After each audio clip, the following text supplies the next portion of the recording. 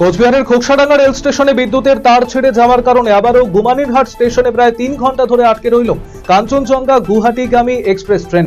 এই ঘটনায় স্বাভাবিকভাবেই যাত্রীদের হয়রানির মধ্যে পড়তে হলো। প্রায় 3 ঘন্টা পর কাজ সম্পূর্ণ হওয়ায় পুনরায় সেই ট্রেনটিকে ছাড়া হয় গুমানীরহাট স্টেশন থেকে।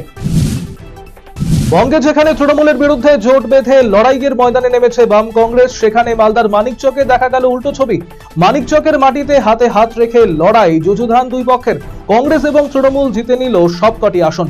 তবে কংগ্রেস এবং তৃণমূলের এমন জোট বাঁধা নিয়ে রাজ্য রাজনীতিতে আলোড়ন ছড়িয়ে পড়ল।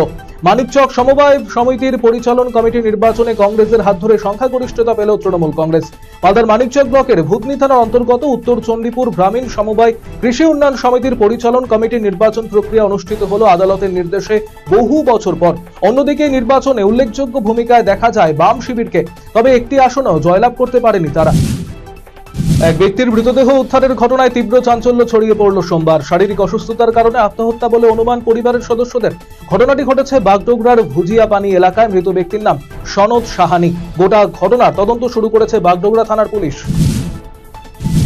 সর্বভারতীয় ইঞ্জিনিয়ারিং প্রবেশিকা পরীক্ষায় সফল মালদার দুস্থ মেধাবী ছাত্রের বাড়িতে সোমবার এলেন বিজেপির কেন্দ্রীয় নেতা দিলীপ ঘোষ। এদিন মালদার ইংরেজবাজার শহরের গ্রিন পার্কে জেইই পরীক্ষায় সফল অভিজিৎ রায়ের বাড়িতে যান তিনি। উচ্চশিক্ষার পাঠ সম্পন্ন করতে কৃতি এই ছাত্রকে উৎসাহ দানের পাশাপাশি প্রয়োজনীয় সহায়তা প্রদানেরও আশ্বাস দিয়েছেন দিলীপ বাবু। অন্যদিকে দিলীপ বাবুর এই উদ্যোগে আপ্লুত অভিজিৎ পাশাপাশি সরকারের কাছেও সহায়তা প্রার্থনা করেছে সে। রায়গঞ্জ বিধানসভা উপনির্বাচনের প্রচারে আসার পথে আচমকাই মালদার গাজলে বিজেপির প্রাক্তন রাজ্য সভাপতি দিলীপ ঘোষ। এদিন গাজলের ট্রাফিক মোড়ে একটি হোটেলে কর্মীদের সঙ্গে সৌজন্য সাক্ষাৎ করেন প্রাক্তন সাংসদ। তিনি জানিয়েছেন, কর্মীদের সঙ্গে সৌজন্য সাক্ষাৎ করতে গাজলে আসা। ডেঙ্গু মোকাবিলায় নির্মল বাংলা অভিযানে নামলো মালদা মেডিকেল কলেজ কর্তৃপক্ষ। সোমবার মালদা মেডিকেল কলেজ এবং হাসপাতাল চত্বরে আবর্জনা পরিষ্কার করতে নামে মেডিকেল কর্তৃপক্ষরা। এদিনের কর্মসূচিতে উপস্থিত ছিলেন মালদা মেডিকেল কলেজের এমএসবিবি প্রসেনজিৎ কর, জেলা মুখ্য স্বাস্থ্য আধিকারিক সুদীপ্ত কুমার ভাদুরী সহ অন্যান্যরা। দূর সম্পর্কের আত্মীয়র প্রেমের প্রস্তাব প্রত্যাখ্যান করায় শারীরিক হেনস্থার শিকার হলেন এক তরুণী। ঘটনায় তুমুল চাঞ্চল্য ছড়িয়েছে এলাকায়। গত 22শে জুন এই ঘটনাটি ঘটেছে কালিয়াগঞ্জ থানার ডালিমগাঁওয়ের লক্ষ্মীপুর এলাকায়। আক্রান্ত তরুণী বর্তমানে রায়গঞ্জ মেডিকেল কলেজ এবং হাসপাতালে চিকিৎসাধীন। হাসপাতালে শয্যায় শুয়ে এদিন কান্নায় ভেঙে পড়েন বছর 26-এর আক্রান্ত ওই তরুণী। পাটের গোডাউনের পাশ থেকে তাজা বোমা উদ্ধারের ঘটনায় চাঞ্চল্য ছড়ালো দক্ষিণ দিনাজপুরের তপন থানার উত্তর বজরপুর আশ্রম মোড় এলাকায়। কে বা কারা এখানে বোমা রেখে গেল তার তদন্ত শুরু করেছে পুলিশ। সোমবার 24শে জুন মহাকবি কালিদাসের জন্মজয়ন্তী পালিত হল রায়গঞ্জ বিশ্ববিদ্যালয় সংস্কৃতি বিভাগের পরিচালনায় প্রিয়রঞ্জন দাসমুন্সী হলে একটি অনুষ্ঠানের আয়োজন করা হয়, যেখানে প্রধান অতিথি হিসেবে উপস্থিত ছিলেন রবীন্দ্রভারতী বিশ্ববিদ্যালয়ের প্রাক্তন অধ্যাপক সত্যনারায়ণ চক্রবর্তী। এছাড়াও উপস্থিত ছিলেন উপাচার্য doctor Dipak Kumar Roy, dean faculty of arts commerce এবং ল প্রশান্ত কুমার মহলা সহ অন্যান্যরা। চুরির মালপত্র বিক্রি করতে এসে নকশালবাড়ির তোতারাম এলাকায় পুলিশের হাতে গ্রেফতার হলো এক যুবক। ধৃতের নাম রবি সিংহ, সে কুড়িবাড়ির কোয়ার্টার মোড়ের বাসিন্দা। ধৃতের কাছ থেকে কাঁসার 4টি থালা, 2টি গ্লাস, পঞ্চপ্রদীপ, বালতি সহ একাধিক কাঁসার সামগ্রী উদ্ধার হয়েছে।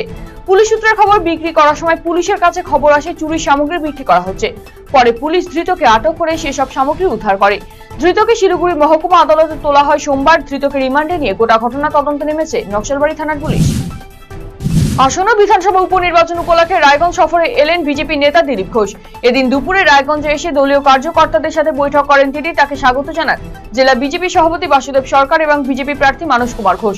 এদিন বক্তব্য রাখতে গিয়ে দিলীপ ঘোষ বলেন, বিজেপির বিভিন্ন সভা সমিতিতে সাধারণ মানুষের উৎসাহ লক্ষ্য করা যাচ্ছে। বিগত দিনে রায়গঞ্জ পৌর নির্বাচনে বিজেপিকে প্রচার করতে দেওয়া হয়নি, কিন্তু বিজেপির প্রতি রায়গঞ্জের মানুষের ভালোবাসা আছে, তার প্রমাণ মিলেছে গত বিধানসভা এবং লোকসভায়।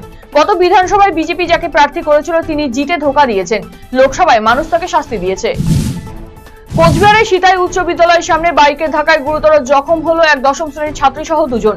স্থানীয় এবং বিদ্যালয়ের ছাত্রছাত্রীরা 3 জনকে সিতাই ব্লক প্রাথমিক স্বাস্থ্য কেন্দ্রে ভর্তি করায় চিকিৎসার জন্য।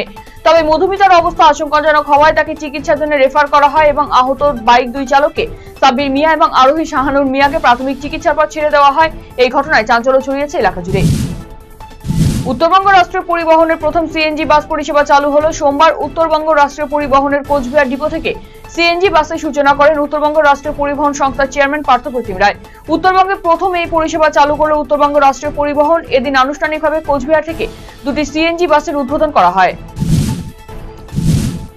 কোচবিহারের মাথাভাঙ্গা 2 নম্বর ব্লকের রুইডাঙ্গা গ্রাম পঞ্চায়েতের আটপুকুরি এলাকায় বাড়িতে অবৈধ মদ বিক্রির বিরুদ্ধে অভিযানে নামলো গ্রামের মহিলারা। অভিযোগ, গ্রামেরই এক বাড়িতে মদ বিক্রি করা হয় আর তা খেয়ে বাড়িতে অশান্তি করে বাড়ির পুরুষেরা। বড়দের পাশাপাশি ছোটরাও মদের নেশায় আসক্ত হচ্ছে। অবৈধভাবে মদ বিক্রির ফলে নষ্ট হচ্ছে সামাজিক পরিবেশ।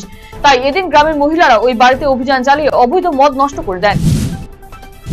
কোচবিহারের বক্সিরহাটের ঐতিহ্যবাহী পলিকা মনস্কামনা কালী মন্দিরে চুরির ঘটনায় গ্রেফতার হলো মূল অভিযুক্ত। সোমবার সাংবাদিক বৈঠক করে এমনটাই জানিয়েছেন তুফানগঞ্জ মহকুমা পুলিশ আধিকারিক বৈভব বাঙ্গাল। ঘটনায় মন্দির কমিটি বক্সিরহাট থানায় একটি লিখিত অভিযোগ দায়ের করে। তদন্তে নেমে পুলিশ অসমের এক বাসিন্দাকে বক্সিরহাট এলাকা থেকে গ্রেফতার করে। তার কাছ থেকে উদ্ধার করা হয় নগদ কিছু টাকা সহ মন্দিরে চুরি যাওয়া সোনার গহনা।